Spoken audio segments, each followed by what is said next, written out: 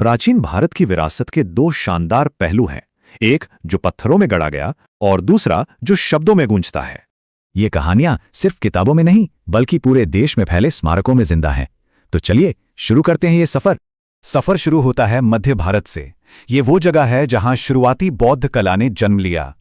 यहां है सांची का महान स्तूप, सम्राट अशोक की देन, और भरभूत की नक्काशी में जातक कथाएं जिंदा हैं।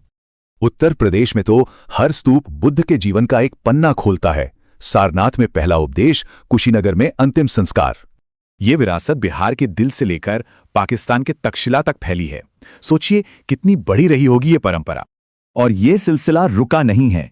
लेह का शांति स्तूप उसी पुरानी शांति की खोज का नया प्रतीक है।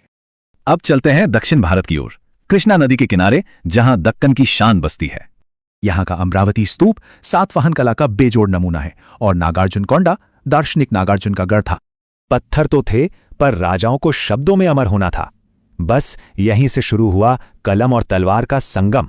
इसके दो सुनहरे दौर थे, गुप्त और वर्धन काल, जब कवियों की कलम से साम्राज्यों का इतिहास लिखा जा रहा था। गुप्त दरबार तो कालिदास जैसे रत्नों से चमक रहा था, और हरिशेन राजा की तारीफ में प्रयाग प्रशस्ति लिख रहे थे। और फिर आए बाणभट्ट। इनकी कादंबरी को दुनिया का पहला नॉवेल माना जाता है। कितनी एडवांस थी ये सोच, है ना? पर यह टैलेंट सिर्फ बड़े साम्राज्यों तक ही नहीं था।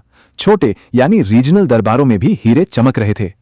चालुक्य हो या कुषाण, हर राजा अपने कवियों के जरिए इतिहास में अमर होना चाहता था। तो एक तरफ पत्थर पर लिखी कहानियां, दूसरी तरफ पन्नों पर रचे महाकाव्य। ये दोनों ही हमारी विरासत की नींव हैं। स्तूपों की शांति और काव्यों के शब्द आज भी हमें हमारी जड़ों से जोड़ते हैं। ये सिर्फ इतिहास नहीं है, ये हमारी संस्कृति का वो बहता हुआ दरिया है जो आज भी जिंदा है। जरा सोचिए, अगर ये पत्थर और पन्ने आज बोल पाते तो हमारे इस दौर के बारे में वो कौन सी नई कहानियां कहते।